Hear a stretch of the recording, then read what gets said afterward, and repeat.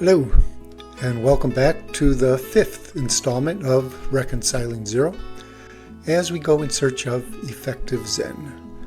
The question we posed last week was, what do we mean by zero activity and what do we mean by manifested activity?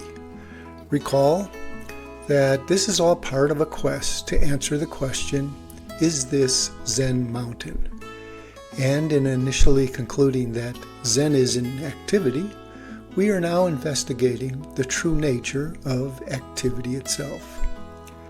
Last week we presented something we might call a fundamental activity model, such that from and to zero activity, a manifested activity inevitably arises and inevitably returns.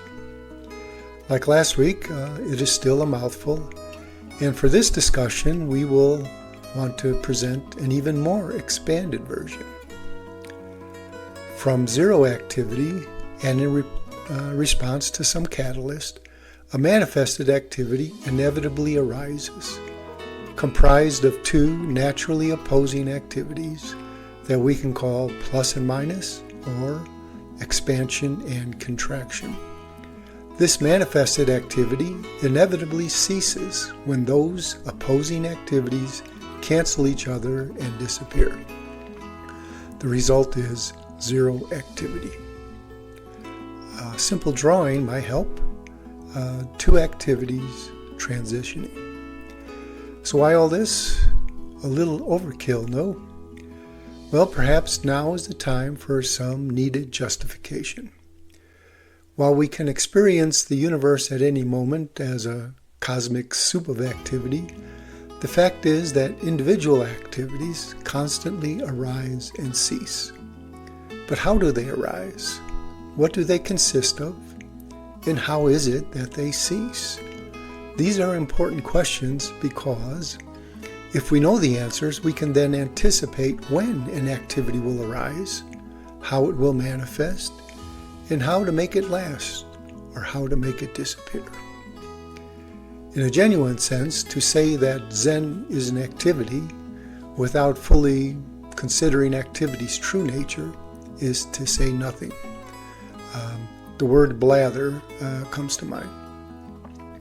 Consider that all activities must arise from something we might call a potential. The Zen master Joshu Sasaki used the term zero, as in zero activity, the activity from which a manifested activity inevitably arises. But what constitutes this potential activity, this zero activity? We would have to say that the potential depends on the particular manifested activity. And an example may help. Before a match is applied, a stack of dry logs, paper, and kindling in a fireplace may be called a potential fire. That is, all the preconditions for a fire exist, and it is just a matter of introducing a catalyst, a lit match.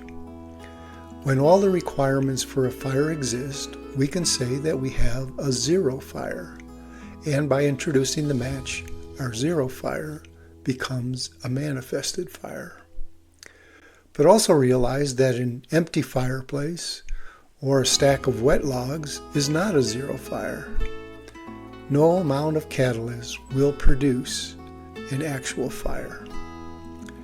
But still, why all this fuss? Well, if Zen is indeed an activity, there will be necessarily something we must acknowledge as zero Zen, namely the collection of preconditions that inevitably give rise to a manifested Zen. And like the wet logs, we can imagine that any number of preconditions that no matter how they are excited will never produce a manifested Zen. Simply calling it Zen doesn't make it Zen. And in future posts, we will discuss the characteristics of those preconditions that will produce a manifested Zen, given the proper catalyst. We've come a long way, but we haven't quite finished our investigation into the nature of activity. For next week, the question, what is the nature of a manifested activity? And until next week, cheers.